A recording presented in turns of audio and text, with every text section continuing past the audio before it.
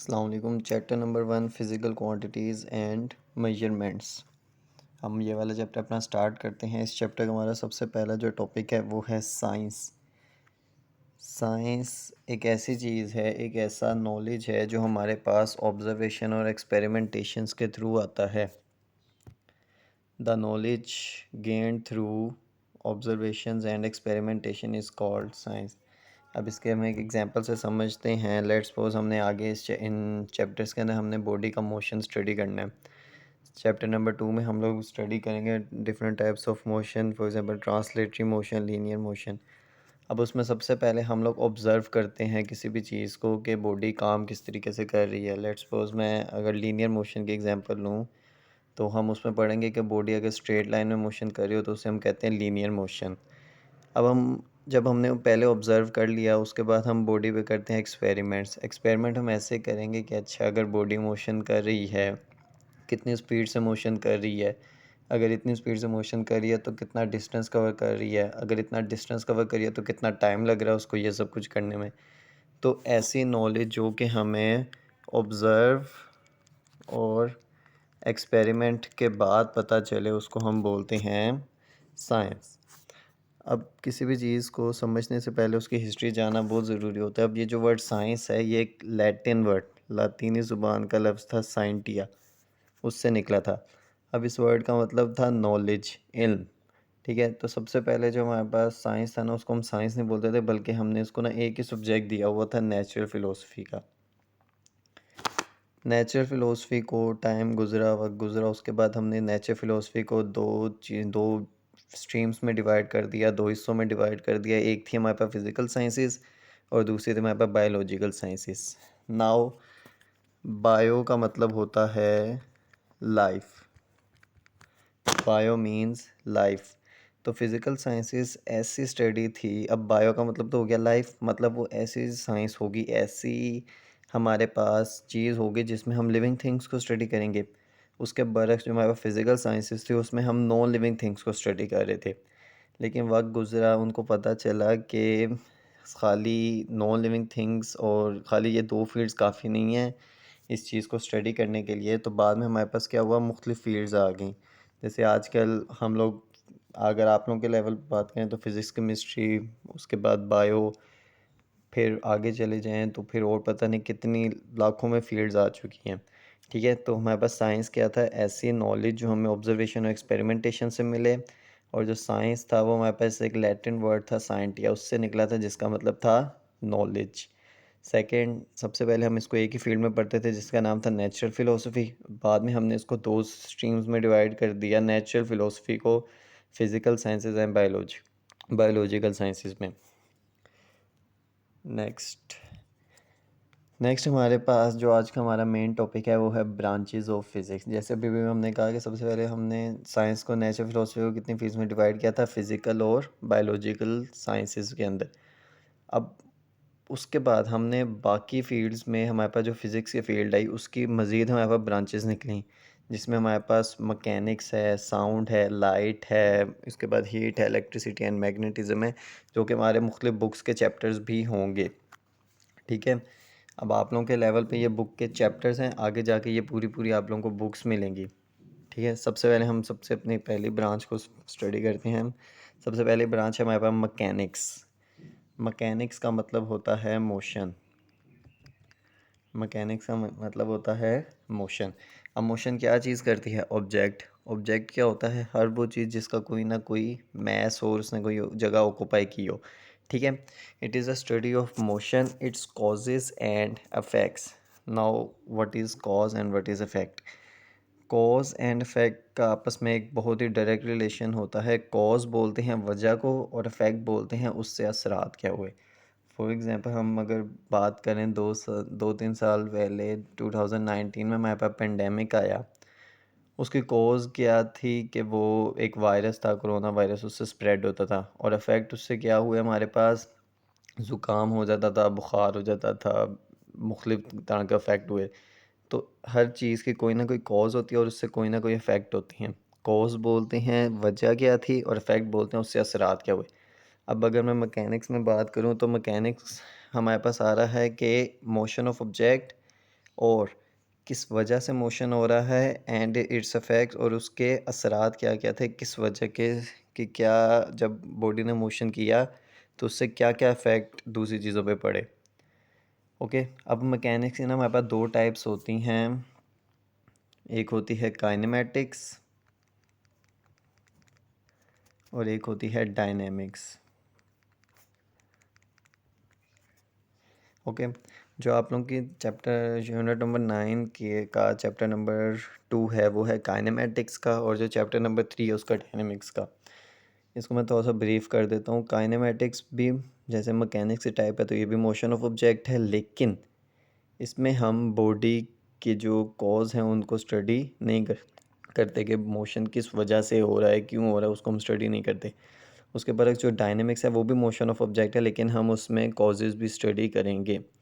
ठीक है, अब इसकी एग्जांपल क्या आ जाती हैं, जैसे आप लोगों ने देख लिया मोशन ऑफ ऑब्जेक्ट है तो इसमें आप कुछ भी लिख दें कि motion of car, motion of, इसमें आप लिख दें motion of human beings, motion of car, जो भी आपको सूटेबल लगे। ठीक है, नेक्स्ट हम आते हैं इससे चैप्टर रिलेटेड, वो मैंने आपको बता दिया। इसमें चैप्टर 2 और चैप्टर 3 हम इस बुक का पढ़ेंगे इस टॉपिक से रिलेटेड। देन हमारे पास इसके प्रैक्टिकल एप्लीकेशंस क्या आती हैं। फॉर एग्जांपल आप लोगों ने, हर के बंदे ने गाड़ी देखी होगी, कार, बाईसाइकिल देखी होगी, मोटर देखी होगी, हर वो चीज़ जो मोशन करती है वो सारी क्या हैं, इसकी प्रैक्टिकल एप्लीकेशंस। हम प्रैक्टिकल में इस फील्ड को बहुत ज़्यादा यूज़ करते हैं। तो मैकेनिक्स से आती है हमारे पास मोशन ऑफ ऑब्जेक्ट की स्टडी थी, उसके कॉजेज़ और इफेक्ट। टाइप्स इसकी दो थी, काइनेमेटिक्स और डायनेमिक्स। एग्जांपल इसके कोई भी चीज़ जो मोशन कर रही है वो इसकी एग्जांपल होगी। चैप्टर 2 और चैप्टर 3 से चैप्टर हैं रिलेटेड, और इसके प्रैक्टिकल एप्लीकेशंस में कार, बाईसाइकिल, मोटर, जो भी चीज़ आपको सूटेबल लगे। नेक्स्ट हमारे पास जो ब्रांच है वो है हीट। हीट किसे बोलते हैं, किसी भी चीज़ की गरमाइश को। ठीक है, it deals with the nature of heat. Nature of heat क्या होती है कि ये हॉट होती है। Okay, modes of transfer and effects of heat. अब मोड्स ऑफ ट्रांसफ़र बहुत इंपॉर्टेंट है। मोड्स ऑफ ट्रांसफ़र बोलते हैं वो ज़रिए जिसके थ्रू हीट ट्रांसफ़र हो सकती है। तीन मोड्स होते हैं, एक होता है conduction, second is convection and third is radiation. ठीक है, ये आप लोग एक अलग से हेडिंग बना के मोड्स ऑफ ट्रांसफ़र की ये तीनों लिख देगा। फिर आते हैं इफेक्ट्स ऑफ हीट। हीट से असरात क्या क्या हो सकते हैं।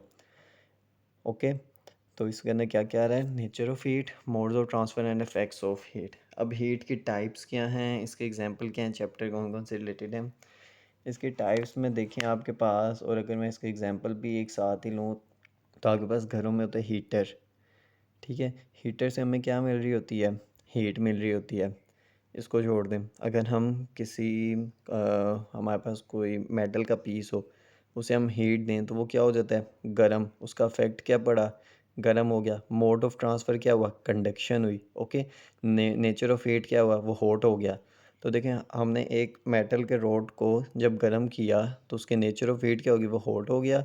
मोड ऑफ ट्रांसफ़र कैसे हॉट हुआ, कंडक्शन हुई। अफेक्ट क्या हुआ, उससे वो गर्म हो गया। ठीक है, चैप्टर इसका आप लोग जो पढ़ेंगे वो 10th क्लास में आएगा, और 10th क्लास में भी इसका थोड़ा बहुत होगा, और आप लोगों की बुक का 9th क्लास में चैप्टर नंबर 9 इससे रिलेटेड है। प्रैक्टिकल एप्लीकेशन इसके आप लोग लिख दें हीटर, आयरन जिससे आप लोग इस्त्री करते हैं। ठीक है, बहुत ज़्यादा प्रैक्टिकल एप्लीकेशन है इसकी। नेक्स्ट हमारे पास है साउंड। साउंड का आप लोग जो चैप्टर पढ़ेंगे वो पढ़ेंगे चैप्टर यूनिट नंबर क्लास 10 के अंदर यूनिट नंबर 11 होगा आप लोगों का। ठीक है, अब साउंड में होता क्या क्या है, it deals with the physical aspects of sound waves. Okay, sound waves बहुत इंपॉर्टेंट एक चीज़ है। आपके जो साउंड होता है ना वो इस तरह वेव्स की फॉर्म में ट्रैवल करता है। ठीक है, अब होता क्या है, कभी आप लोगों ने नोट किया होगा, अगर आप लोग कमरा वगैरह बंद कर लें या किसी ग्लास, अगर आपके कमरे के अंदर चारों तरफ ग्लास लगे हों, पर्दे लगे हों, तो कमरे से बाहर आवाज़ नहीं जाती। वो किस लिए, क्योंकि ये एक वो मैकेनिकल वेव है, साउंड वेव है, जो कि अगर आप लोग चारों तरफ से ट्रैप हो जाओ तो साउंड वेव्स क्या होंगी, बैरियर को क्रॉस ही नहीं कर पाएंगी, जिसकी वजह से आपका साउंड बाहर नहीं जा पाता। अब इसकी प्रोडक्शन कैसे होती है, प्रोडक्शन अगर मैं ह्यूमन बींग्स की बात करूं तो हमारे गले के अंदर वोकल कॉर्ड्स होते हैं। वो आपस में वाइब्रेट होते हैं जिसकी वजह से हमें साउंड फील होता है। गिटार की बात करें उसके जो स्ट्रिंग्स होते हैं वो वाइब्रेट होते हैं। तो इसकी प्रोडक्शन के लिए सबसे जो इम्पोर्टेंट एस्पेक्ट होता है वो रहता है वाइब्रेशन। दो बॉडीज़ अगर वाइब्रेट कर रही हों आपस में तो वहाँ पे क्या प्रोड्यूस हो जाता है, sound. Properties and applications, applications में इसके क्या क्या आ जाएंगी, गिटार आ जाएगा, पियानो आ जाएगा, वायलिन, कोई भी आप लोग म्यूज़िकल इंस्ट्रूमेंट लिख दें, ठीक है। प्रॉपर्टीज़ इसकी क्या होती हैं, प्रॉपर्टीज़ में आप लोग इसका लिख सकते हैं, वैसे तो अभी आप लोग को इसका नहीं पता, प्रॉपर्टीज़ में आप लोग इसका इंटेंसिटी लेवल वगैरह बता सकते हैं, लेकिन वो बात की बात है। नेक्स्ट हम आते हैं इसके टाइप्स पे।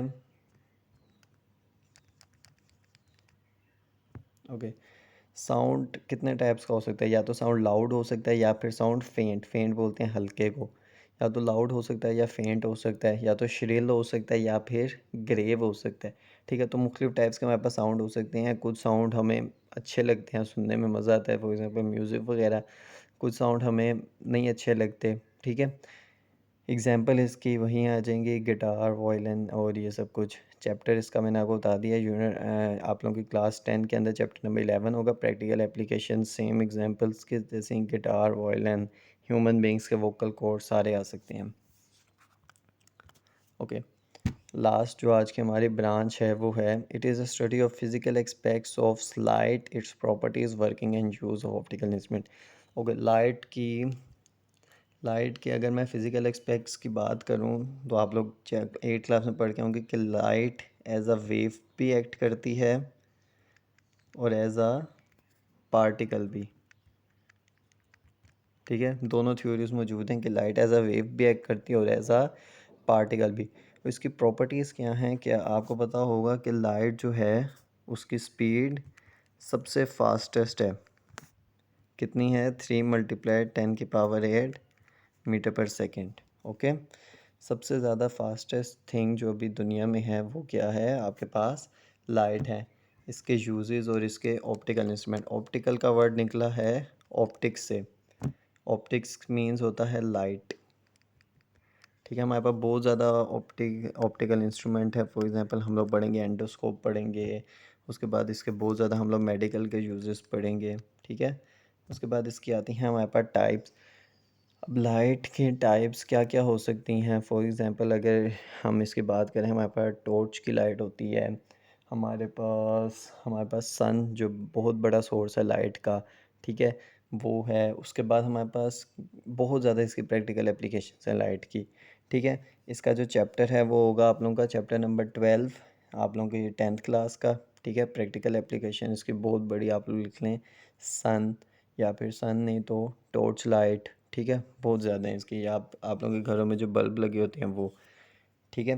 तो आज हमने सबसे पहले साइंस को देखा, उसके बाद हमने मुख्तलिफ ब्रांचेस ऑफ साइंस देखी, जिसमें हमारे पास सबसे पहले हमने देखा मैकेनिक्स, मैकेनिक्स के एम से याद रख लें, वो डील करता है बॉडी के मोशन से। फिर हमने देखा साउंड को, फिर हमने साउंड के बाद देखा आपके पास हीट को, फिर हीट के बाद हमने देखा लाइट को। इंशाल्लाह अगली वीडियो में हम बाकी जो ब्रांचेस हमारी रह गई हैं उनको कंटिन्यू करेंगे।